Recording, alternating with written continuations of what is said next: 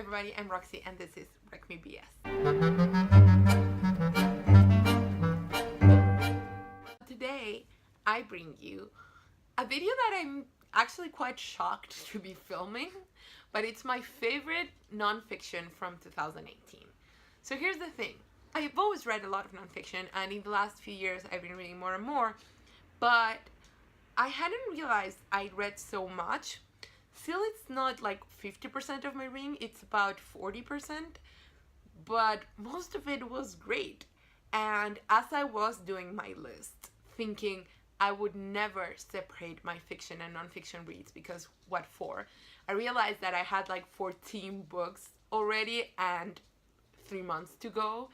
So I wasn't going to manage to make it a condensed list. And then I realized that the ratio was very 50-50 on the books that I had chosen.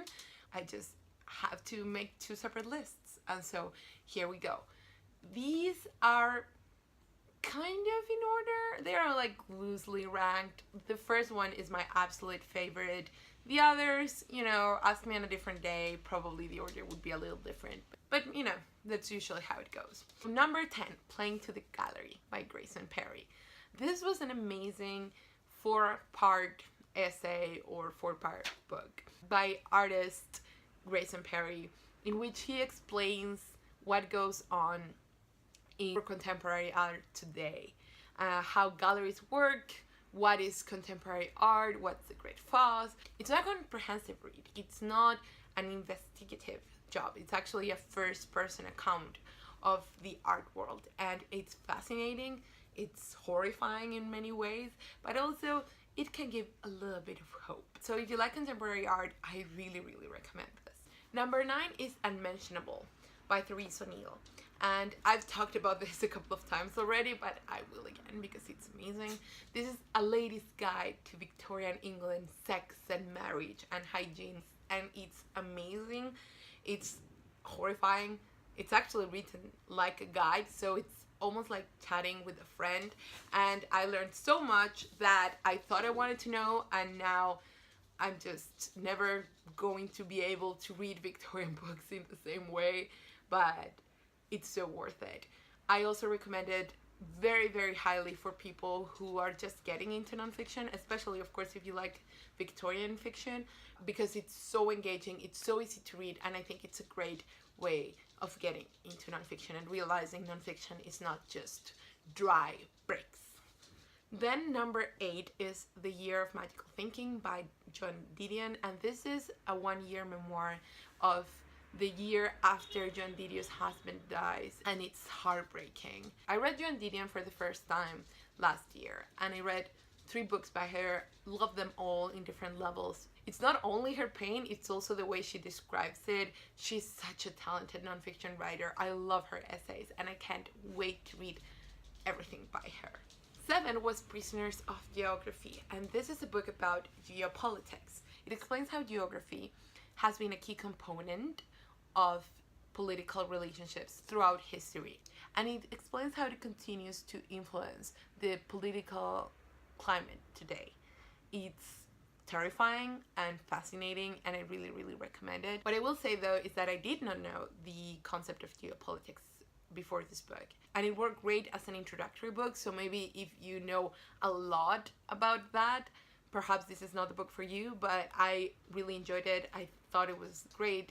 The writing was really dynamic and really interesting. The organization of the book, everything was made very clear without underestimating the reader. So I really, really recommend it. Then number 6 is Uncommon People, The Rise and Fall of the Rockstar. And this is a book I read almost at the beginning of the year. I think about this book a lot.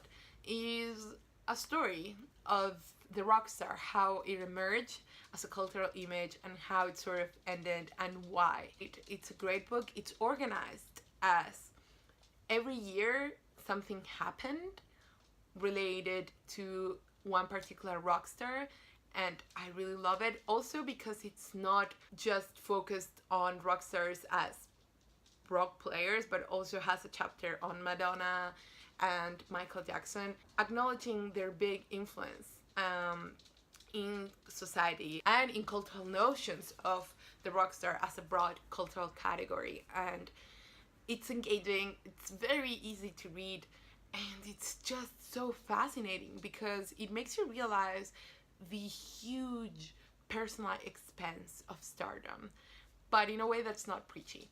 And I love that. Then number 5 is another book I've talked a lot about, and it's Economy, A User's Manual by Han-Jung Chang.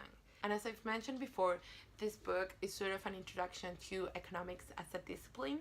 It explains why economics is not a real science, but why it's so important, how it developed as a school of thought, and how all of that has and affects us every single day. It's a fundamental book. I think it's superbly well written in a way that it's very engaging. It has some very dad-like cultural references that I actually really enjoyed. And what I love is that it doesn't underestimate its reader, but it makes all these concepts accessible. At the same time, understanding that they are both relevant but also arbitrary, because as he explains, economics is something that is often presented in a way that's very rigid when that's totally not the case. And so I urge all of you to pick this up, unless of course perhaps you know a lot of economics, and then maybe this is a bit introductory, but as it tends not to be the case for people who don't study economics to know about economics, I really recommend this book. Number 4 is The Trip to Echo Spring by Olivia Lang. This book is about 6 very famous American authors such as Hemingway and Fitzgerald, Tennessee Williams, Raymond Carver, etc., and how their lives were shaped, as was their work, by alcoholism, both for better and for worse. And so Olivia Lang here talks about their biographies, but she also talks about her own childhood, having a step-parent who was an alcoholic and how that played out. And also it's sort of a travel memoir because Olivia Lang is traveling throughout the US in a sort of pilgrimage of these authors, visiting their museums and their former houses and some hotels in which they stayed, a myriad of things. It's a book that has so much information in it that it should not work, but it works. And I can't wait to revisit this book. It's amazing. Then number 3, another book that has a lot packed into not that long a book, its own writing, by Stephen King. So this book is half memoir, half writing advice for aspiring authors by best-selling author Stephen King.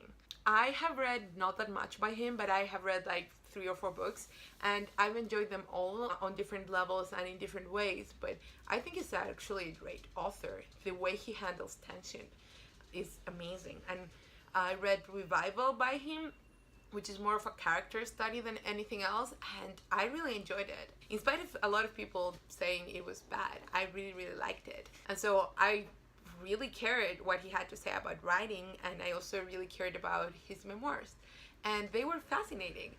That is a mixture that shouldn't work, but in his case it works perfectly. It's written in that conversational but dead serious tone that Stephen King has, and it's just a great read. Even if you don't agree with everything, it's just amazing and you will learn a lot. Then number 2 is a book I also want to reread this year, hopefully, and that is Dork. This was a wild ride that I really enjoyed. It's about this journalist who becomes obsessed with people that are obsessed with wine. She finds their fascination fascinating, so she starts to prepare for the sommelier test. Now, this is a really hard test that a lot of people fail, but it takes a lot of money and time to prepare.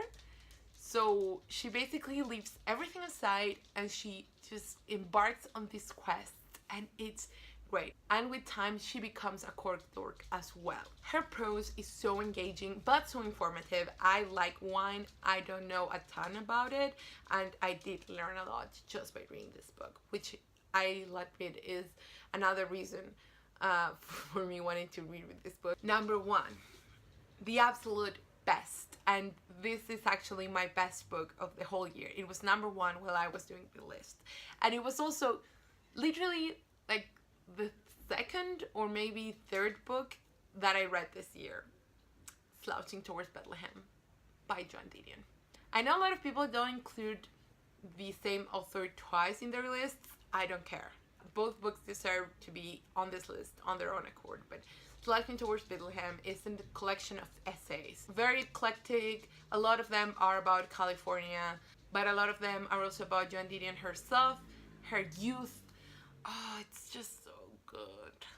I've reread several of these essays throughout the year, and I will reread the whole book this year. This is one of those books that actually changed the way I thought about essay writing and what I wanted to do moving forward as someone who wants to write essays for a living.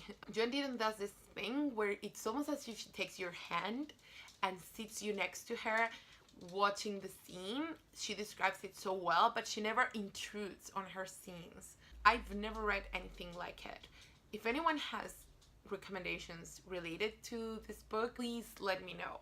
I'm currently reading the Best American Essays of the Century, edited by Joyce Carol Oates, and so I've discovered a lot of essays that I've loved, but nothing has compared so far to Slouching Towards Bethlehem.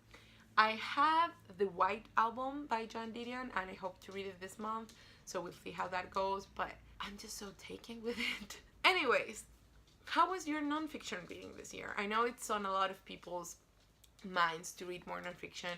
Are you going to read more nonfiction this year? What are you planning to read? What were your favorite reads of last year? Just let me know, and I'll of course link the fiction video when it's up. So leave a comment, leave a like. See you next time.